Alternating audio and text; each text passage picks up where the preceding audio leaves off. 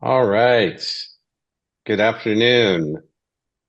Welcome to the Icelandic Roots webinar. Thank you for joining. We have a very special webinar today. So our guest today is Gisli Sigurðsson, research professor at the Árni Magnússon Institute for Icelandic Studies. Gisli received his master's degree at the University College Dublin and also studied at the University of Manitoba. He received his PhD from the University of Iceland.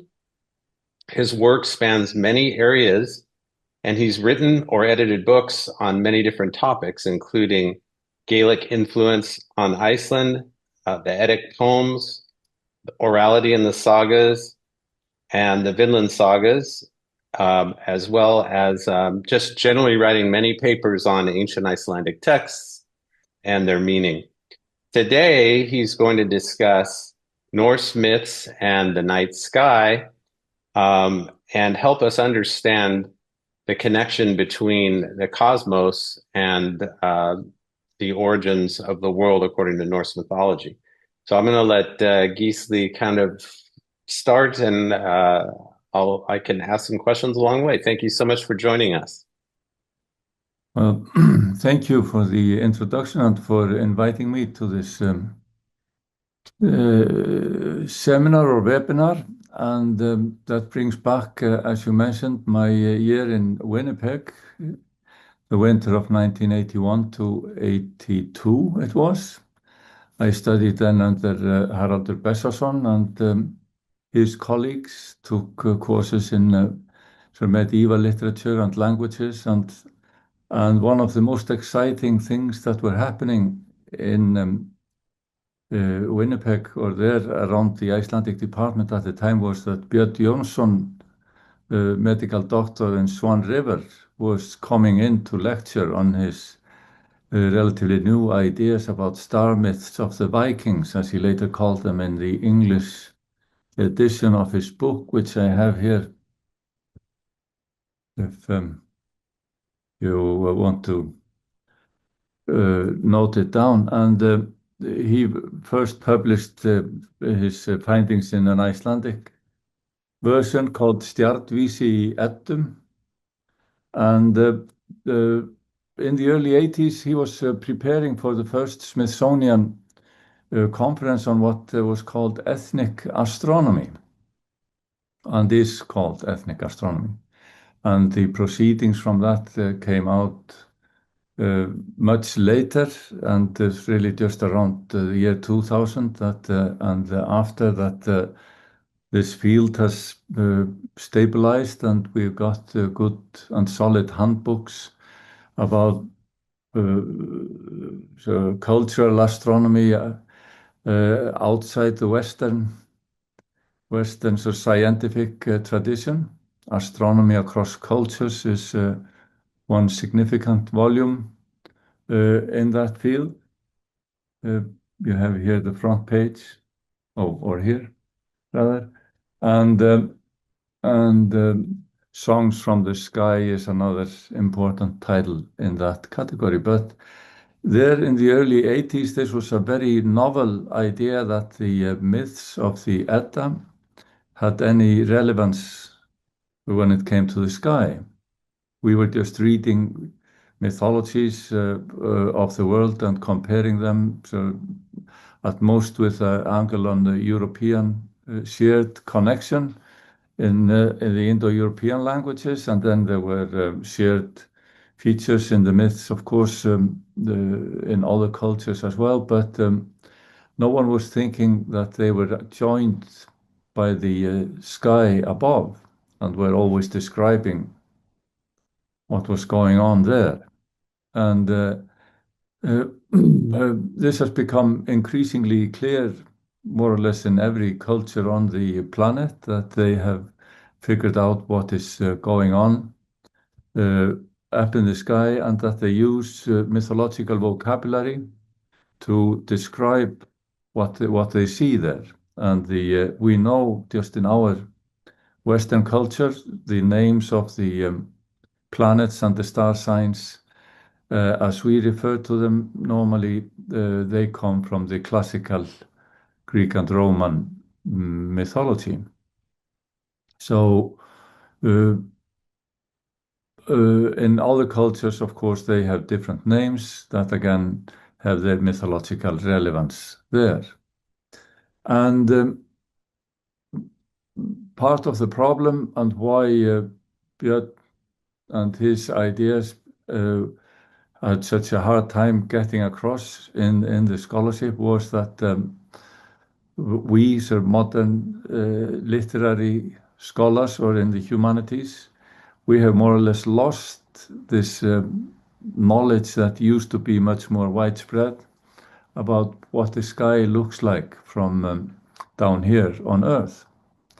And we, the little astronomy we may learn in school is all centered on the solar system and on the scientific worldview. Of course, that does not look at the sky above as a dome above a relatively flat Earth, which is the medieval or pre-modern view of the world that mankind has shared for millennia before we came up with the modern idea of what the world actually looks like.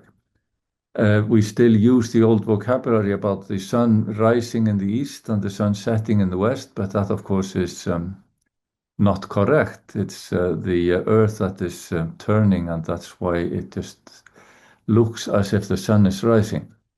But if we take that further, then everything in the vocabulary before Copernicus and Galileo and later Newton and the modern worldview was based on what we actually see with our own eyes as we stand out in the open, both on a dark night and then a bright light of day. And we are so accustomed to thinking about myths as lies, as ideas that are wrong. If something is wrong in our modern discussion, we refer to it as a myth, and that sort of downgrades it. Whereas myths in the cultures where they play a living role with the associated rituals and connection with what is going on in the culture actually preserve received wisdom and acknowledged truths of how people think about and interpret the world they live in, with analysis of different characters and the human condition in all its variety. So, from one perspective, we can claim that the myths contain much deeper truths than any of the ordinary stories we are telling, because they contain all this accumulated knowledge of mankind expressed in a form that we just perhaps are not accustomed to interpret and understand any longer.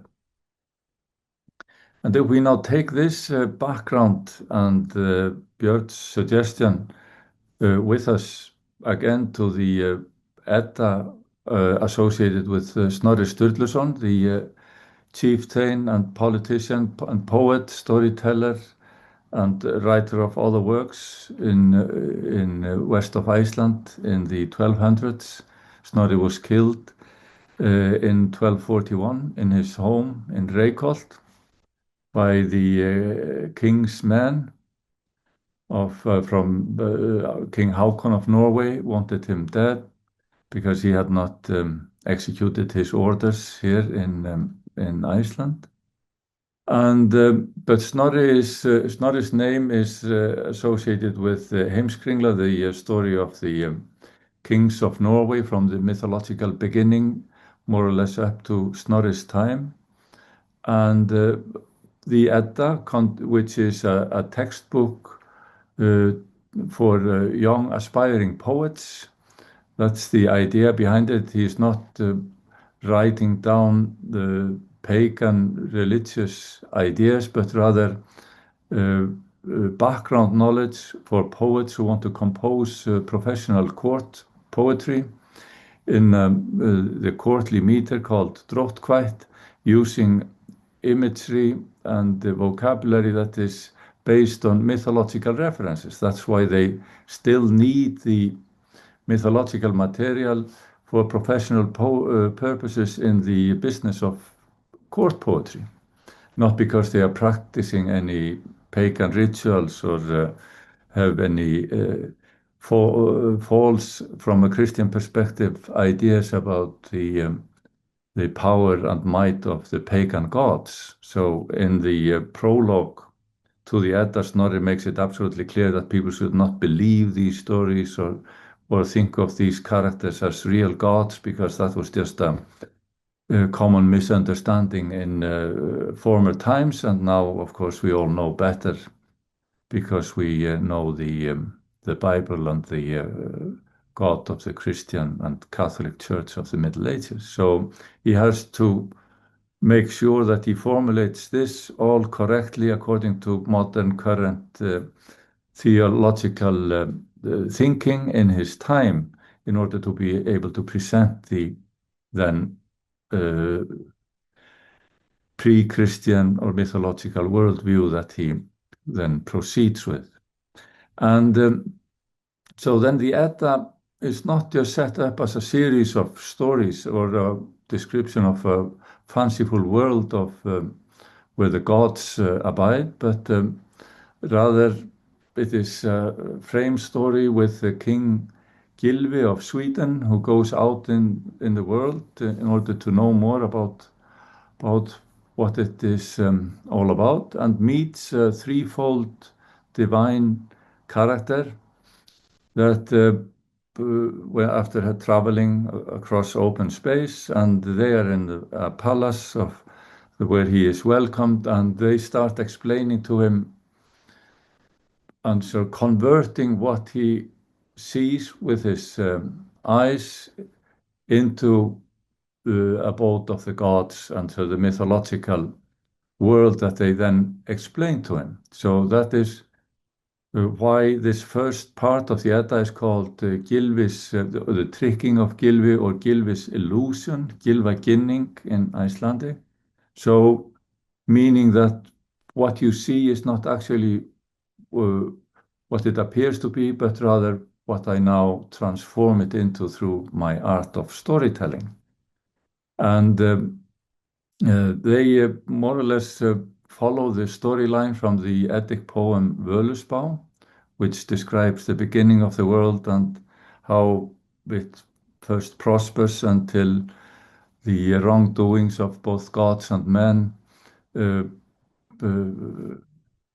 take them off the right track and towards the final destruction in Ragnarök, that even though the gods tried to prevent it from happening, the evil deeds that they have already committed have their consequences. And it's only after Ragnarök, where everything is destroyed, that the world rises again, hopefully better in the future. So it's set up as a prophecy. So we are still living in the presence of Völuspá and in the mythological presence of the Edda. The Ragnarök are still awaiting on the horizon of time, so to speak.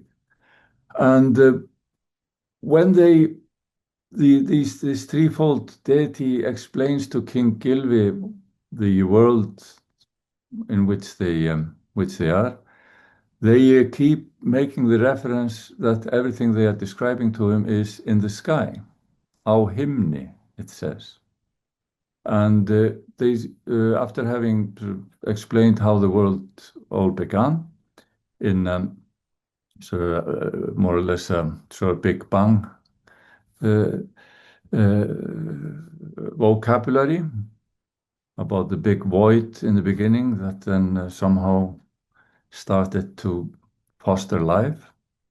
And they go on about the world tree that is in the sky, a tree trunk that is close to the well where the three Norns, Urður, Verdant, or Skuld, reside, and they are pouring white mud from the well over the tree and other things that all become white and half transparent like the membrane inside the shell of an egg from this white mud from their well. And if we then try to understand what is going on there, because the texts tell us that this phenomenon, this tree that is white and half transparent from the white mud from the Norn's well, is in the sky, and the King Gylfi is fascinated by these great tidings of the sky that they are telling him. And we look up and try to see what in the sky, what can be a white, half transparent tree trunk. We cannot help but agree with Björn Jónsson's the suggestion, and I think he was the first to come up with this interpretation in the early 1980s, that this was indeed a reference to the Milky Way in the sky.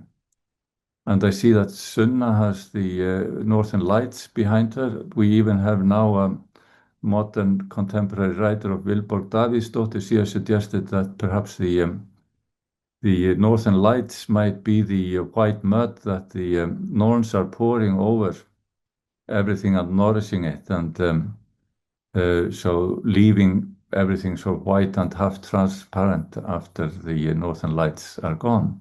So again, this is just an interpretation. This is not what the texts tell us. But and also it's an interpretation by Björn that this white, half transparent tree trunk in the sky should be regarded as a mythological description of the Milky Way, which I think is a very convincing idea to be taken seriously, because there is not much else in the sky that could match that description. And then once we start thinking along these lines, we notice that all over this episode, this part of the Edda, where the world is being described to King Gylfi of Sweden, there are these more or less unnoticed by scholars references to the sky. Everything they are mentioning, it's always in the sky, it's set in the sky. The dwellings of certain gods, and they are referred to with two terms, staðir and salir, so places and halls. And we know from the Völuspá, the poem, the Eddic poem, that where in the creation story, we are told that the stars, they own the staðir, or the places in the sky, and the sun owns the salir, or the halls in the sky. So again, this would be then an interpretation. Perhaps we are dealing here with the two key terms in all descriptions, astronomical descriptions of the sky, that divide the sky into the stars, the star signs, and the sun signs. The sun signs in the sky are the ones where the sun moves through, and the moon as well, and the planets, they are all moving along the same belt in the sky, that around the center, if you think of it as a sort of global map of the sky. And we know these sun signs, of course, as the star signs in which we are born, and what determines in which sign we are born is when the sun is in a particular star sign in a particular month of the year, and the dates, as you know, were fixed 2,000 years ago, and now it has moved slightly, and that is the reason why we keep hearing that we are all in the wrong star sign now. So we are one sign off, really. And because this pattern sort of changes slightly through the ages, and roughly sort of one sign per 2,000 years. And many of you may know the lines from the musical Hair. And now is the dawning of the age of Aquarius, and that is because the sun at the equinox is now moving into the sign of the Aquarius, and 2000 years ago it was moving into Pisces, or the fish sign. So we have been the last 2000 years are the age of the Pisces, or the age of the fish. And so this is a very old way of reckoning sort of time, and think of ages that we go through, because this knowledge is, again, much older than our modern science, that people realized that the sun was not always in exactly the same spot in the sky relative to the stars behind at the same time of the year. So this is one of the very oldest things that people have figured out in the world, is when the equinoxes are, and when the winter and summer solstices are. And this is a sort of basic knowledge to keep track of time and know your way around the calendar for agricultural purposes, and also just basic things like how, in the Icelandic context, how do you arrange for everyone to meet at an annual assembly at Þingvellir at a given date? Everyone has to keep track of the calendar and know what day it is, or rather what week it is, because they calculate the time in weeks with two seasons, winter and summer, and then counting the weeks of each. And we still have that system on the side, along with the Gregorian calendar. And interestingly enough, if you have been to Reykholt, the Snorri's residence in Borgarfjörður in the west of Iceland, there is a nice hot pool there, just outside the main farm or area. And there was, as the archaeology has shown us, there was a tunnel from the basement of the house of residence where Snorri was executed. There was a tunnel, and was possibly planning to flee through that tunnel, and a very straight tunnel leading out to the hot tub. Sorry.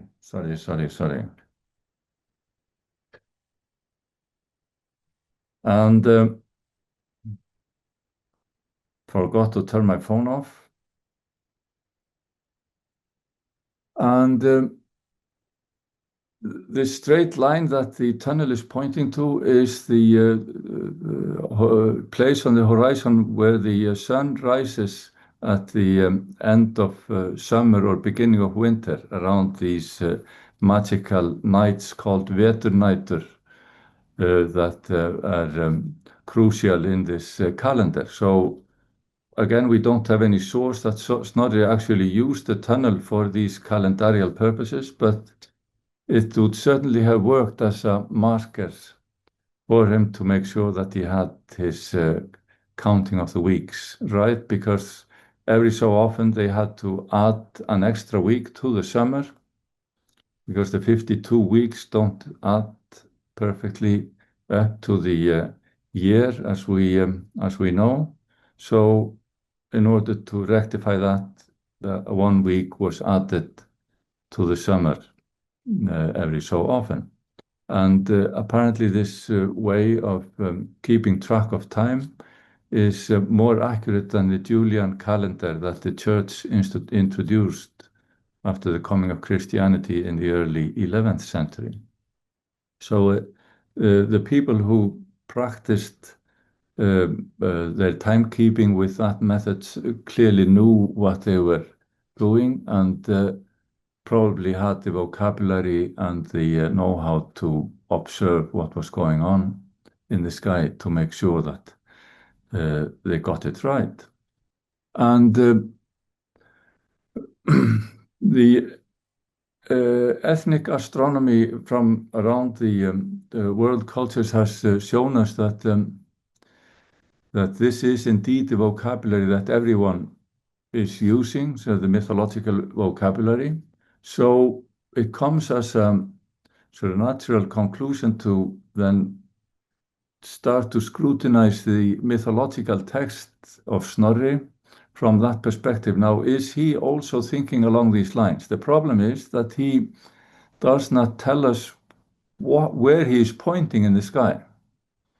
We only have the textbook, but we don't have the teacher by our side or in the hot tub with Snorri in Reykholt, where he would, as he was presenting this knowledge to us, he would be pointing to these locations in the sky. This is that, and this is that, and so on. So we don't have the teacher, so we can only guess, yes, the tree is likely the Milky Way, but then what? The Edda tells us that the rainbow, that is the only key it gives us. The rainbow, we as humans, we think of it as the rainbow, but in mythological terms, it is the bridge that the gods used to ride between heaven and earth. So that is a key to this kind of thinking that in the world of mankind, a certain word is used about a certain phenomena. In the world of the gods, another word is used, and that is what it actually is in the world of gods. And that idea is also elaborated in one of the Eddic poems called Alvísmál, where Odin and Thor meet and have a discussion about exactly this, the different vocabulary in the different worlds about common phenomena. And so there's a certain word used in the world of mankind, another word among the gods, another word among the giants, another word among the elves and dwarfs, and even in hell, there's another vocabulary. So every world, in that sense, has its own word for the phenomena that we see with our eyes. And we are very lucky to have the Edda as a text written by an insider in this culture, because he is not keeping any secrets away, because the text is intended for those to be initiated into this elite group of poets. So he writes everything out, but of course expects that they will have a teacher also who will point out to them where the phenomena are to be found. And then he proceeds and tells various stories that we call myths about the gods doing this, that, and the other, and meeting. And as it turns out, the most active characters, the most active among the gods, are the same gods as we know from the names of the days of the week. Behind the days of the week, we have the names of the planets. And in that sense, the sun and the moon are planets as well. And so Sunday and Monday are, of course, sun and moon. And then Tuesday has the etymology of Tuesday is Týr's, the day of Týr, the god Týr. And the etymology of Wednesday is Wotansdag, or Odin's day, the day of Odin. And Thursday is the day of Thor, or Thor. And Friday, we have different information in the sources about that, but in the one translation of astronomy that we have from Latin, that we have into Old Icelandic from around Snorri's time, Venus, or Veneti in the Roman languages, is translated as Freyja, so it's a day of Freyja. Sometimes you read that it's a day of Frigg, or even the day of Freyr, but this translation has it that Freya is the name of Venus, and then both the deity and the planet. And that same text tells us, even though we have in English, that Saturday is, of course, contains the name of Saturn, but in the Norse languages or the Norwegian, Icelandic, we don't have any information as to which deity was behind what we call Laugardagur, so a bathing day or a pool day. So that is difficult, but we know everything else, that the Tyr is the planet that we know as Mars, and Odin is the planet we know as Mercury, and Thor is the planet we know as Jupiter. And then Freya is Venus, or Venus. And these then are the characters that are moving around the belt where the sun is moving in the sky, and also where all the signs or halls of the sun are located. And that is what the text keeps telling us, that this deity or the other deity has this hall in the sky, or else has its place in the sky. So these two different terms are used, and we can speculate that perhaps here we are being told that some of the gods, they reside in the signs, the sun signs, and the others are more static, not moving as the movable planets, but they are static in somewhere either below or above, as seen from Earth. And that is exactly what we get in the one instance where we actually know which sign, which mythological sign is which with the classical Latin terminology. Because the same translation, which is of course done in a Christian context, when people are translating the classical astronomy into Icelandic in Snorri's time, they both give us what the mythological Norse names for the planets are, and then they tell us this one star sign which they refer to as the wolf's mouth, wolf's kjaftur. The wolf's mouth is what is known as the Hyades in the sky, which is part of the Taurus sign, a very prominent V-like star sign above and to the right of Orion, if you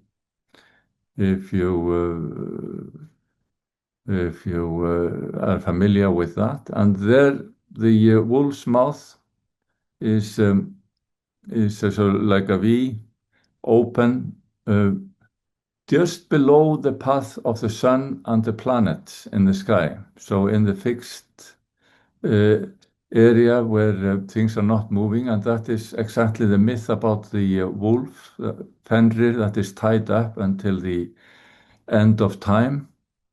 And he is tied up with Tyr's sword stuck in his mouth. And threatening, of course, the planets that are moving just above him or above that sign all the time, and the sun as well. And interestingly, the sun escapes the wolf's mouth every spring. In May and June, it is passing above the wolf's mouth. Of course, we don't see the star sign during these bright months, and when the sun is located there relative to or from our perspective. But every observer of the sky knows that if the sun is in a particular spot relative to the star in midwinter, it will be exactly in the opposite location, which is uh, visible uh, in midsummer. So the people know who are in these traditional cultures and who are observing the sky. This is uh, something that people have all figured out how to know where the sun is at any given point in time. So we have in the mythology the age-old vocabulary about the world as we live in. Uh, what we see is interpreted with mythological vocabulary that is essential for the poets to compose and understand the poems that they are composing for professional purposes in the royal courts of Scandinavia. And also part of their job is to remember the older poems and recite them for entertainment and be able to interpret them and understand them. And for that, they need all the mythological background. So when we start thinking about the myths from that perspective, we see that the whole world is a sort of interactive memory key for the mythology. You see something, you have a name for it, and you have a story about it, and it's all in front of your eyes all the time. And that is also then why the myths can be so stable over time, because the sky is relatively stable, even though it's moving constantly, evolving around above our heads. The overall pattern is fairly stable, and the ideas attached to that pattern then remain fixed. And then there are always new stories or myths happening as the planets move within that system, and they meet and they go apart and they go to certain places, certain halls, and some are changing and some are fixed until again the end of time when everything will collapse. And in that sense, the mythology is attached to the sky, and then all the secular stories that we have are in a similar manner attached to the landscape here on Earth. We have place names, and not only place names, but the place name is associated with someone who lived there, and that person had a family and interacted somehow with the neighbors or passers-by, and gradually you build up a world of stories about individuals, about places, and about travel routes, all put into the system of the world of stories and poems that you tell about them. Uh, uh, Very dense in your immediate environment where you move yourself, but also this is a way you mediate knowledge about faraway places, how you get information about how I can personally travel from here to wherever I need to go. You have to hear or get a story about someone having made that journey with all the information about in which direction you have to go, whether you have to go over land, cross forests or mountains or sea or rivers, whether it's different in winter and summer, which way you can travel. And again, when we start thinking about all these practical issues that people had to share and be able to inform others with, we can see that the sagas are full of that practical information. So they can be read not only for entertainment about whatever is going on and about the character descriptions and individuals that we get to know, but embedded in the texts are all these practical little details about directions, about travels, where it's convenient to rest and so on, like in Fóstbræðrasaga, saga of the sworn brothers. The main character goes from the West Fjords down to harbor in the river Hvítá in Borgarfjörður, so a few days travel. And we get exact information about the stopping places where they rest their horses and take their breaks. And in order to make them memorable, the main character, who is a violent machine killer, Þorgeir Hávason, he kills for no purpose a shepherd on each of the farms where they stop, just because they are so easy to kill. Of course, it's absurd humor and very dark, but it marks the location. So if you know the story about how he traveled from the Westfjords to the harbor and center of commerce in Hvítá, you know through the story how to get there and where you can stop and where you can rest on the way and figure out how long and difficult the journey is. So it's like a travelogue of a sort in a world that doesn't have any maps or road signs, but it has place names dotting the landscape. And as is well known from Bruce Chatwin's book about the songlines in Australia, this is also how the people of Australia mapped that continent with stories that people would learn, and then they would travel with the story from one place to another.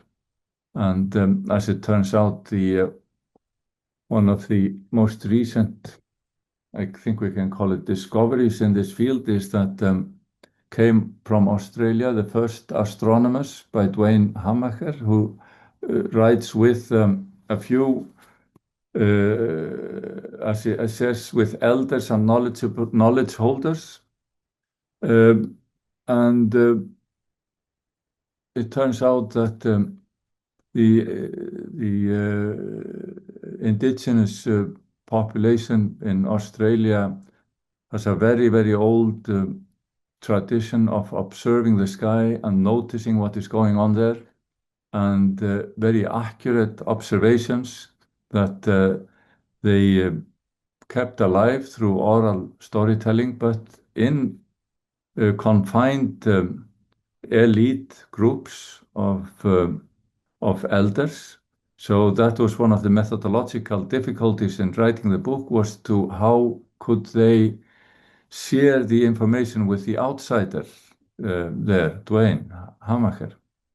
And that is not a problem with Snorri. Snorri is the insider writing for insiders, so he can share everything.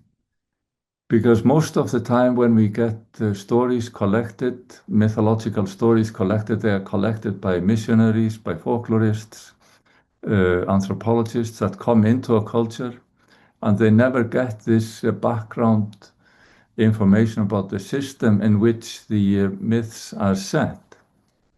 They never get the full picture, only individual stories, and that is probably what most people would have known anyhow. And but we are lucky enough to have the Edda, which contains the what was alive in Snorri's time in the 13th century of this age-old vocabulary associated with the sky, even though we don't know where he is pointing. We know that he is pointing to the sky, and that makes it all trustworthy, if that is the correct word, as a reflection of the current tradition and current knowledge in his time, where people were making these observations of the sky. They had complete terminology about what was going on there, and it's only after Snorri's time that gradually the learned terminology from the Mediterranean takes over, and that is, of course, the terminology we now know. And the church tried to Christianize the sky also in the 17th and 18th centuries, brought out maps, celestial maps, where the apostles were put into the 12 signs of the zodiac, and all kinds of the classical signs were reinterpreted as Christian. But as you also know, that never caught on, and we are still stuck with the Mediterranean terminology about the sky. But just be aware that uh, as every culture now around the globe has its own vocabulary about what is up there, so did the Norse, and that terminology is in the Edda, and it just remains to be found out which is which. We have in the folklore of the 19th century, what is still alive there then is the notion of the sun dogs and the moon dogs that you have no doubt seen. That there it says explicitly that the sun dogs are the wolves that are running before and after the sun in the mythology of Snorri.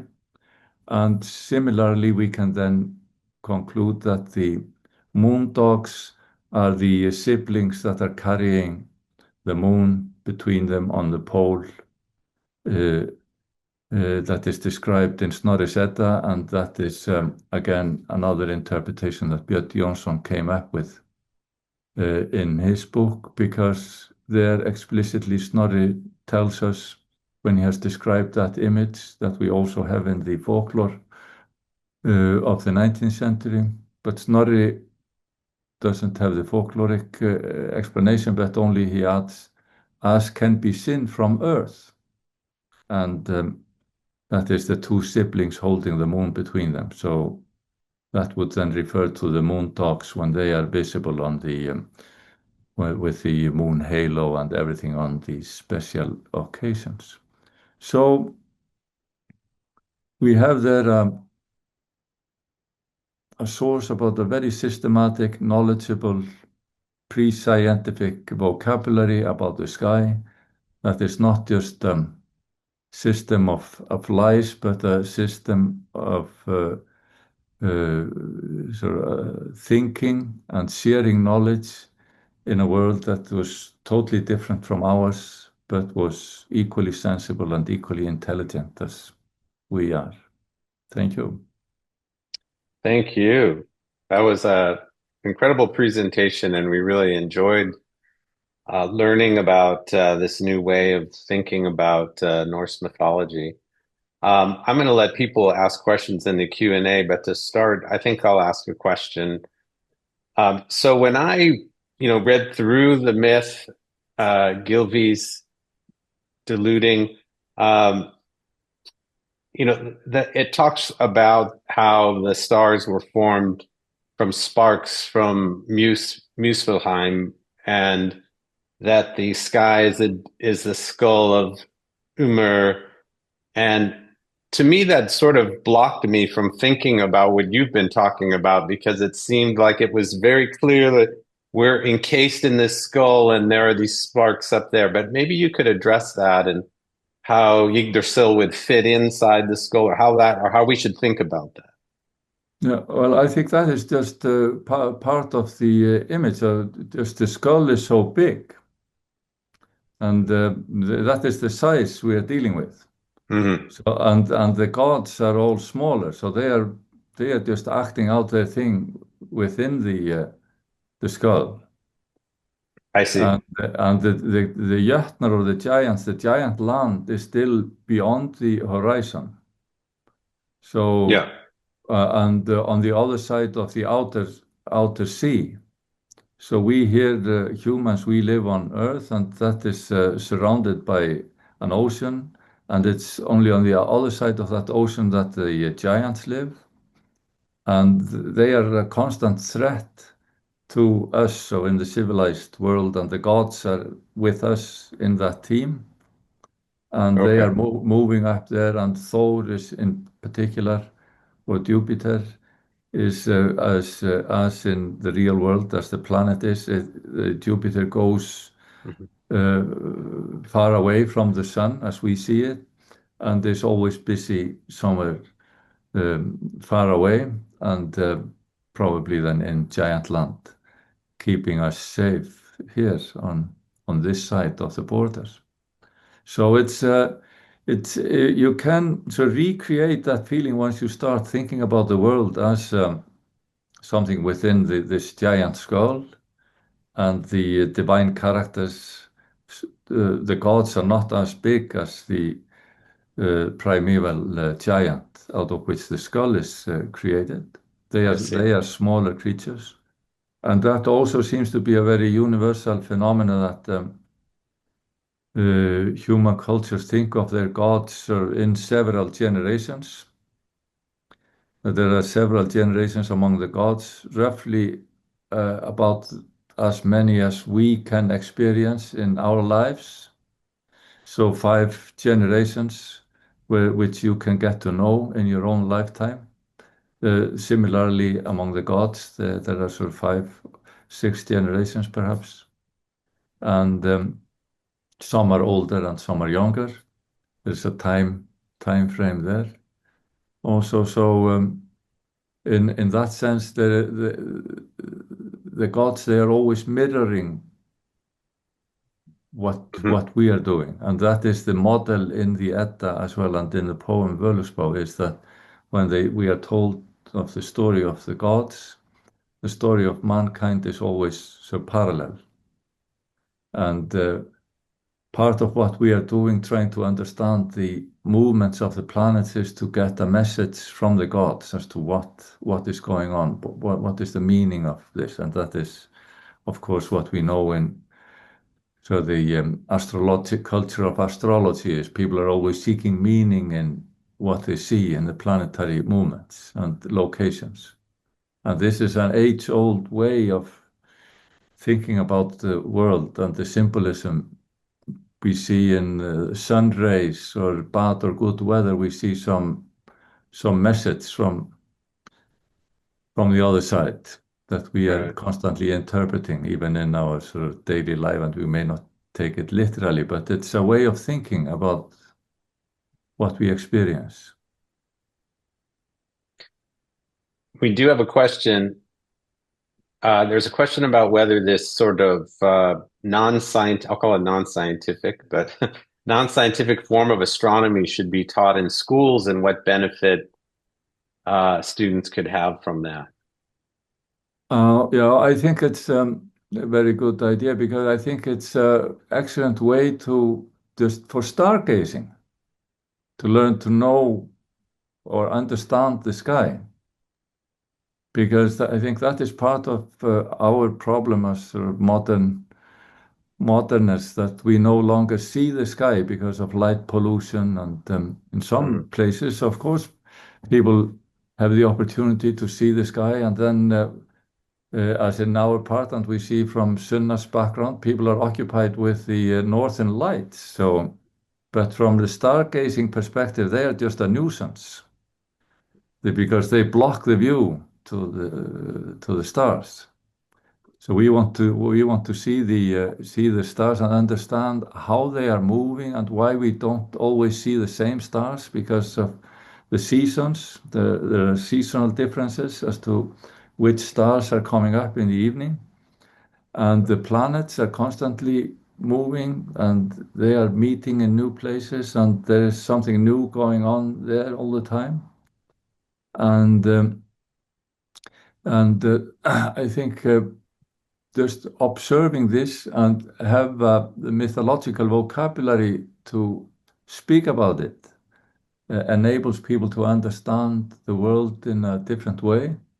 And also, in order to get back into the old worldview, so pre Copernicus and Galileo Galilei worldview, and how could people figure all this out without the help of modern science? How did they sort of calculate time? How did they make the observation that at the winter solstice the sun comes up here and sits there, and only after that it starts moving on the horizon?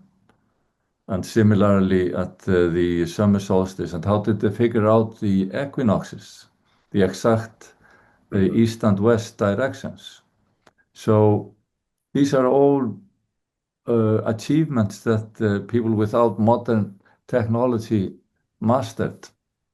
And one way of getting children in the school system to understand that is, I think, and I have here an interesting book from Manitoba. So the uh, Night Sky Star Stories, and I think volumes of that kind are coming out now in many cultures because people have realized that the classical astronomy is not the only astronomy there is.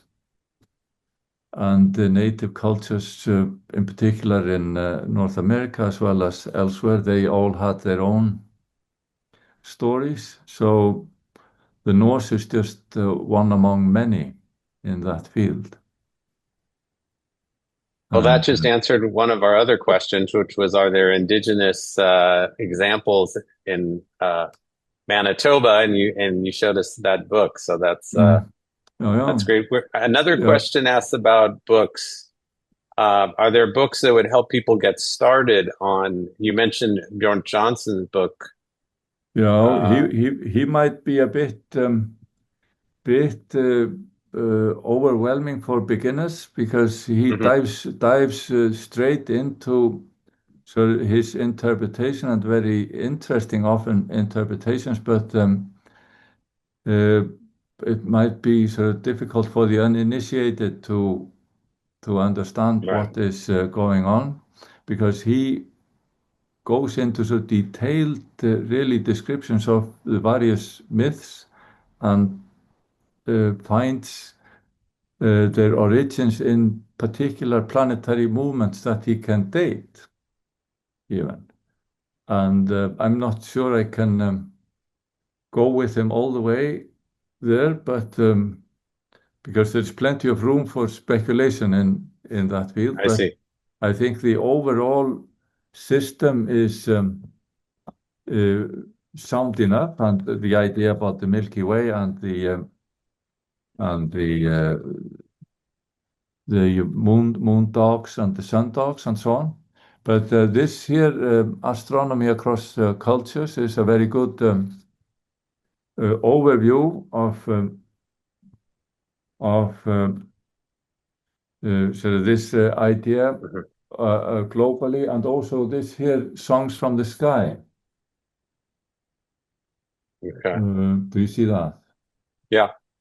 So this contains the proceedings from this first Smithsonian conference in '83, where Björn was, and and the reason why the Smithsonian arranged this conference was that the first landing on the moon, NASA landing on the moon, initiated this idea that perhaps we should gather myths about the moon, so globally.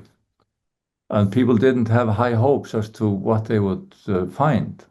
But as it turned out, it was not just individual myths about the moon, but whole mythological systems about the sky that were so discovered more or less everywhere, but always as part of an elitist learning. So what would be known generally in the general folklore would be individual tales and stories, but the overall system remains more difficult to get to, again, because the elitist learning requires that you are initiated into the elitist group, so they are unwilling to share with outsiders, and that is why we have these methodological issues in interpreting all these stories. And and that is why the Australian book, The First Astronomers, is so important that he gets the people to actually work with him. And again, why the Edda is so unique in the world culture is that it's written by this insider for other insiders. So we don't have that barrier. Right. Right.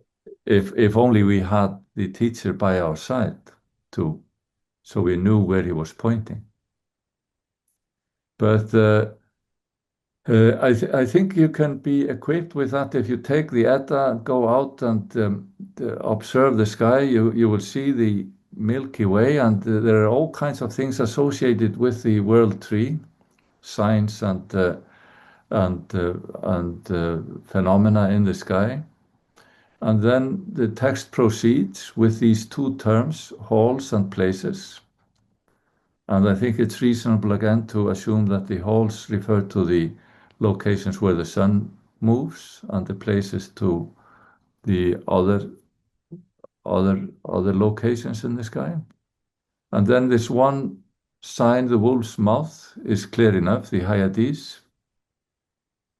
And with that, and the names of the planets with the names of the gods, you already have various stories playing out in front of your eyes, even though you don't know anything beyond that.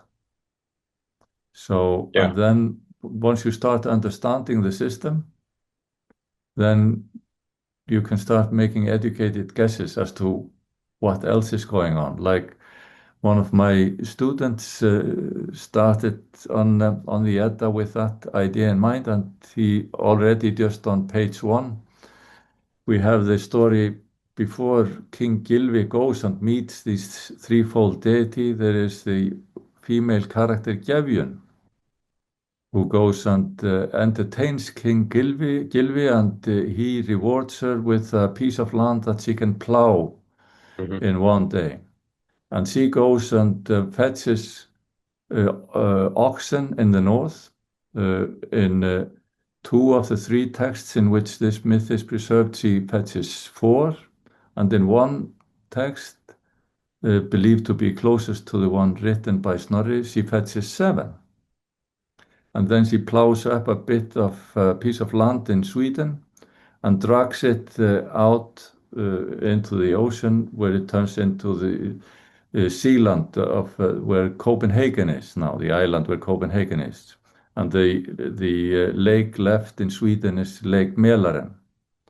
So that is the origin myth of the island where Copenhagen in Denmark is. But when you then start analyzing this, the English term for the star sign revolving around the polar star is the plow, or Hmm. the dipper.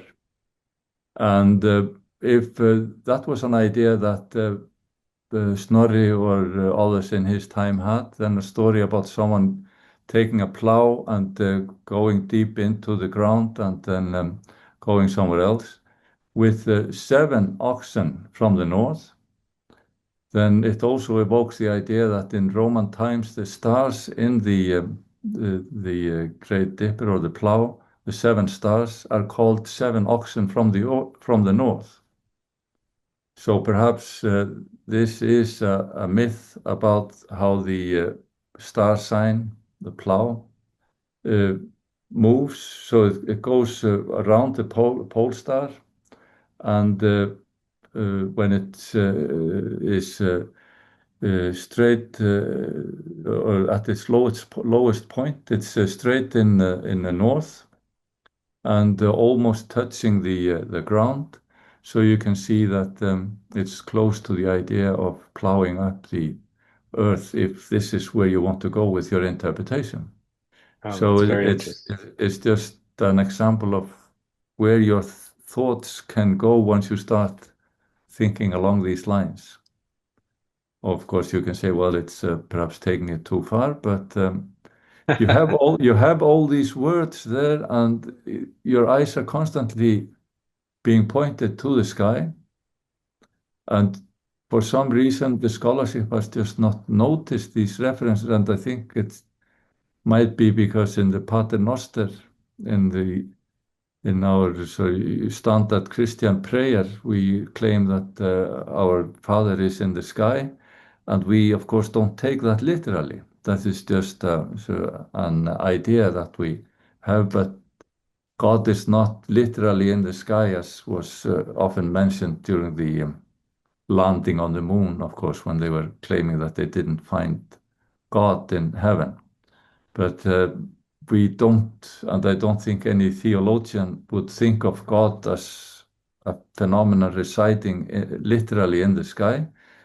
But that is the terminology that the old mythology has, and we have every reason to believe that it should be taken literally in the sense that on one aspect of the text is interpreting what you see, and then another one is sort of spiritual and analysis of the human psyche and whatnot. What else we don't have embedded in the myths.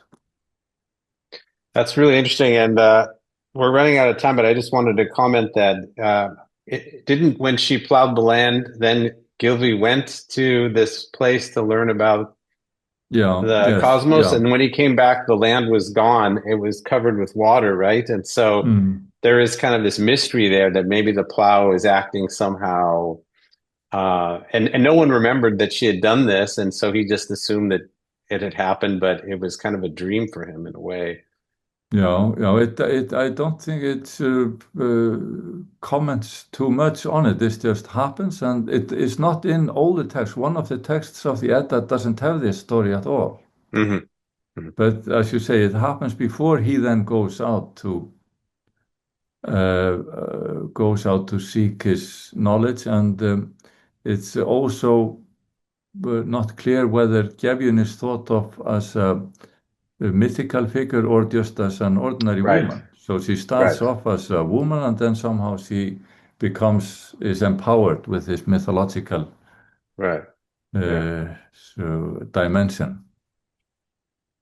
Well, that is fascinating. Suna, you had raised your hand earlier. Do you have a question before we finish up, or? I had three questions and Gisli answered all of them Oh, except good. for one. I just am just curious about when you look at the night sky, what do you think about the most when do you think about Snorri and his ideas in the Edda, or do you combine all of these books that you've read and have all these ideas?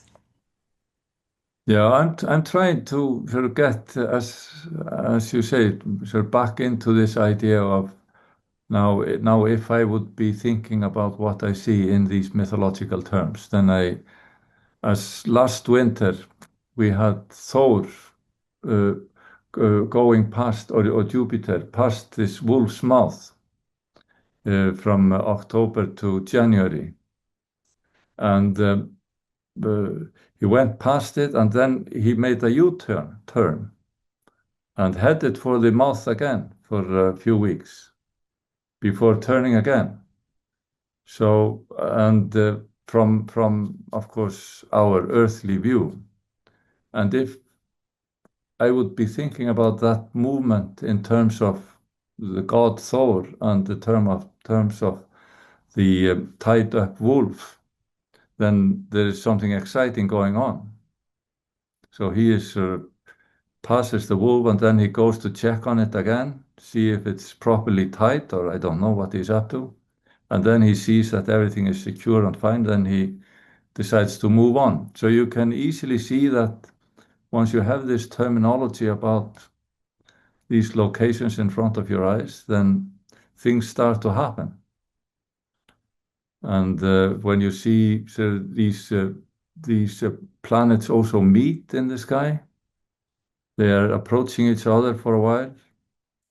And Freya, of course, goddess of love, and so on. When these male characters are coming close to her, you can start fantasizing about what is going on between them. And also with Thor, with Odin, uh, or Mercury. So Mercury, the symbolism of Mercury is the dual nature that he has, because it can be seen with the bare eyes that either he turns or has his left or right side uh, to the sun. So you see he is different just with the bare eyes, depending on which side of the sun he is observed, and he cannot be seen very often because Mercury is so close to the sun that it's usually uh, invisible because of just the light from the sun. But every so often you can see him for a while, as he could be seen now in August, in late August, And then Thor and Freyja were meeting as well.